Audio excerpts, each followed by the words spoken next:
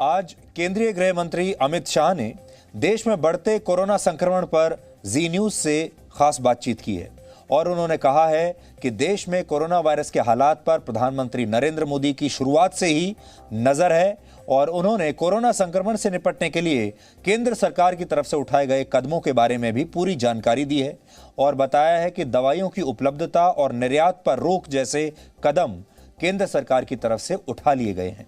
अमित शाह ने हमसे बातचीत में इस बारे में और क्या कहा, अब आप ये सुनिए।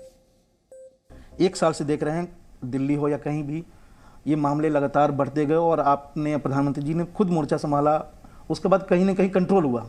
अब थोड़ा सा ये आ रहा है कि हालात थोड़ा सा ज़्यादा बिगड़ रहे हैं, मामले 2 लाख से ऊपर चले गए हैं। आपको लग रहा है कि अमित शाह प्रधानमंत्री को फिर से एक बार ज़्यादा हस्तक्षेप करना पड़ेगा पैन इंडिया इसको कंट्रोल करने? नहीं, प्रधानमंत्री जी ने हस्तक्षेप किया हुआ ही है।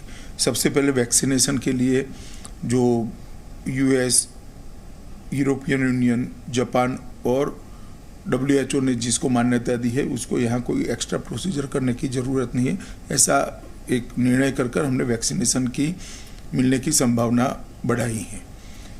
अभी स्पुतनिक को भी परमिशन दिया है, तो एक और वैक्सीनेशन बढ़े और वैक्सीनेशन तेजी से हो, ये हमारा ड्राइव है।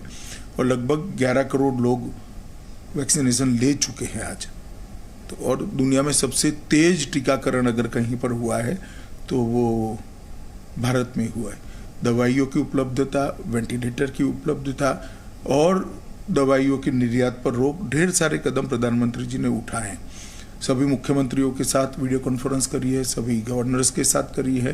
गवर्नर्स के साथ वीडियो कॉन्फ्रेंस कर red cross, NCC, NSS, scout और सारे NGO को इसके अंदर जन जागृति के लिए जोड़ना, सहायता के लिए जोड़ना, इस प्रकार के भी कदम उठाए गए। मैं मानता हूँ प्रधानमंत्री जी ने शुरू से, जब से कोरोना का संकट देश पर आया तब से जिस प्रकार से नेतृत्व कराए, इसके कारण हमारा बहुत कम हानि हुआ है। इस बार भी मृत्यु की दर देखें तो दुनिया की अपेक्षा हमारी बहुत कम है। हाँ, मगर संक्रमण का म्यूटेशन शायद इस तरह से हुआ है कि वो इस बार तेजी से फैल रहा है, वो सबके लिए चिंता का विषय है। मगर मुझे विश्वास है कि मोदी जी के नेतृत्व में हम स्थिति पर कंट्रोल कर लेंगे और ये लड़ाई में भी विजयी होंगे। कोरोना वायरस की दूसरी लहर पहली लहर से काफी अलग है, आपको यह समझने की जरूरत है। 2020 को में जो कोरोना वायरस था वो अलग था और 2021 का कोरोना वायरस काफी बदल चुका है और इसीलिए ये बच्चों को भी अब संक्रमित कर रहा है और कई बार ये RT-PCR टेस्ट में भी पकड़ा नहीं जा रहा। कल हमने आपको ये बताया था कि देश में इस समय ऐसे मामले आ रहे हैं जिनमें मरीज पॉजिटिव होता है लेकिन उसकी टेस्ट लगातार नेगेटिव, टेस्ट रिपोर्ट जो है वो नेगेटिव आती चली जाती है। आप पॉजिटिव हैं, टेस्ट कराते हैं लेकिन टेस्ट की रिपोर्ट नेगेटिव आ रही है क्योंकि ये नया वेरिएंट नाक और मुंह से लिए गए सैंपल्स में पकड़ में नहीं आता, क्योंकि ये सीधे आपके फेफड़ों पर हमला करता है। इसलिए जब सैंपल नाक से लिया जाता है, मुंह से लिया जाता है तो वो सैंपल पकड़ में नहीं आता क्योंकि वायरस वहां होता ही नहीं है। एक स्टडी में यह बात सामने आई है कि इस समय जो कोरोना वायरस फैल रहा है वो 2 से 3 दिन में ही फेफड़ों को बर्बाद कर देता है और मरीज को अस्पताल में भर्ती होना ही पड़ता है, वो अस्पताल पहुंच जाता है। जबकि पहले ऐसा नहीं होता था। पहले कोरोना वायरस बहुत सीमित मामलों में ही फेफड़ों पर इस तरह का हमला करता था और इसमें भी उसे 7 से 10 दिन का समय लगता था, लेकिन अब 2 से 3 दिन लग रहे हैं, यानी अब बहुत तेजी से हमला कर रहा है। डॉक्टरों का कहना है कि आज अगर कोई व्यक्ति औसतन हर दिन 3 सिगरेट पीता है और इससे 20 साल में उसके फेफड़ों को जितना नुकसान होगा उतना नुकसान इस वायरस से सिर्फ 2 से 3 दिनों में हो जाएगा। सोचिए, अगर आप पिछले 20 साल से धूम्रपान कर रहे हैं और औसतन 2 से 3 सिगरेट पी रहे हैं, जितना नुकसान आपके फेफड़ों को 20 साल के धूम्रपान से होगा उतना ही नुकसान या उससे ज्यादा नुकसान ये वायरस 2 से 3 दिन में कर देगा। सोचिए ये नया वेरिएंट कितना खतरनाक है। सबसे बड़ी समस्या ये है कि ये वायरस टेस्ट में भी पकड़ में नहीं आ रहा। ऐसा क्यों होता है, अब आप सरल भाषा में समझिए ताकि आप इसके लिए अपने आप को तैयार कर सकें। हमारे देश में अभी वायरस की जांच के लिए RT-PCR और रैपिड एंटीजन टेस्ट किए जा रहे हैं और ये दोनों ही पुराने तरीकों पर आधारित हैं।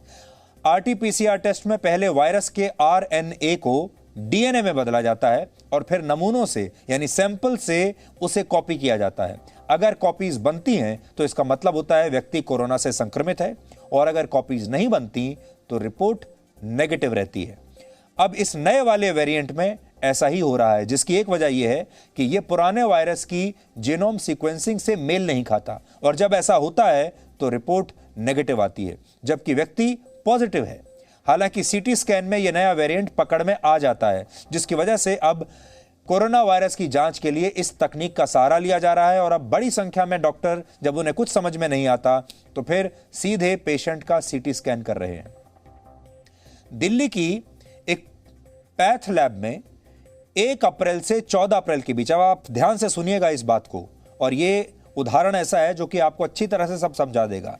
दिल्ली के एक लैब में 1 अप्रैल से 14 अप्रैल के बीच यानी 15 दिन के बीच में 1069 लोगों का सीटी स्कैन हुआ, लगभग 1100 लोगों का, जिनमें से 557 लोगों की रिपोर्ट पॉजिटिव आई, यानी आधे लोगों की रिपोर्ट पॉजिटिव आई। लेकिन हैरानी की बात यह है कि जब इन लोगों ने कोरोना वायरस की जांच कराई थी, आरटीपीसीआर टेस्ट कराया था, तब इनकी रिपोर्ट नेगेटिव आई। यानी जब कोरोना टेस्ट कराया तो रिपोर्ट नेगेटिव आई, और जब सीटी स्कैन कराया तो पॉजिटिव आई। इस तरह के मामलों में 2 बड़े खतरे रहते हैं। पहला ये कि मरीज को बहुत देर से पता चलता है कि उसे कोरोना वायरस का संक्रमण हुआ है, जिसकी वजह से वो समय पर इलाज नहीं कर पाता अपना, और जब तक इलाज शुरू होता है तब तक बहुत देर हो चुकी होती है, नुकसान हो चुका होता है, फेफड़ों का बुरा हाल हो जाता है। और दूसरी बड़ी बात यह है कि ऐसा व्यक्ति पहले शुरुआत में खुद को नेगेटिव मानकर खुश होता रहता है, वो अपने काम पर जाता है, बाहर निकलता रहता है, लोगों से मिलता रहता है, कहीं भी आता है जाता है, जिससे वो इतने दिनों तक लगातार दूसरे लोगों को भी संक्रमित करता चला जाता है, क्योंकि उसे खुद ये नहीं पता कि वो कोरोना पॉजिटिव है।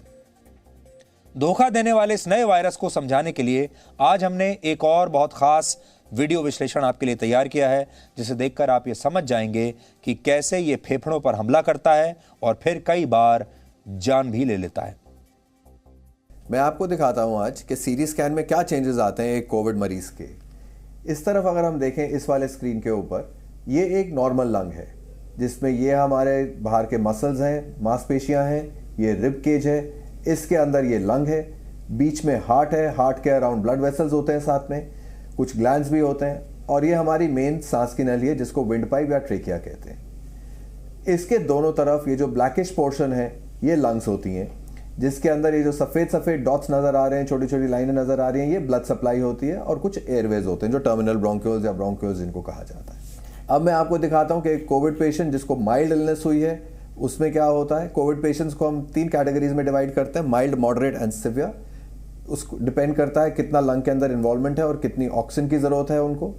ये एक पेशेंट है जिसका mild to moderate involvement consider किया जाएगा, जिसमें अगर आप यहाँ से देखिए छोटे छोटे पैचेस लंग्स के अंदर जैसे स्नोफ्लेक्स होते हैं, बिल्कुल वैसे पैचेस डेवलप होने शुरू हो गए हैं, एक यहाँ पर, कुछ यहाँ पर। हमने ऊपर से शुरू किया था, अब हम लोअर लंग की तरफ जा रहे हैं। ये लोअर पोर्शंस के अंदर ज़्यादा होते हैं। ये एक पेशेंट है जिसको सिवियर निमोनिया हुआ है कोविड की वजह से। इसमें अगर आप देखेंगे तो पैचेस बहुत ज़्यादा हो गए हैं, दोनों लंग्स में बहुत ज़्यादा वाइट पैचेस हुई हैं, जैसे स्नोफॉल हो गई हो लंग्स के अंदर, बिल्कुल वैसे हो रहा है, ये वाइट हो गई हैं लंग्स। ऐसा मरीज़ जब हीलिंग फेज में जाता है, एक तो ये कि ऐसे मरीज़ को डेफिनेटली ऑक्सीजन की रिक्वायरमेंट पड़ती है, दूसरा जब ये मरीज़ हीलिंग में जाता है, इंप्रूवमेंट में जाता है, उसमें देखा गया कुछ प्रतिशत लोग ऐसे होते हैं जिनके अंदर लंग फाइब्रोसिस डेवलप हो जाता है।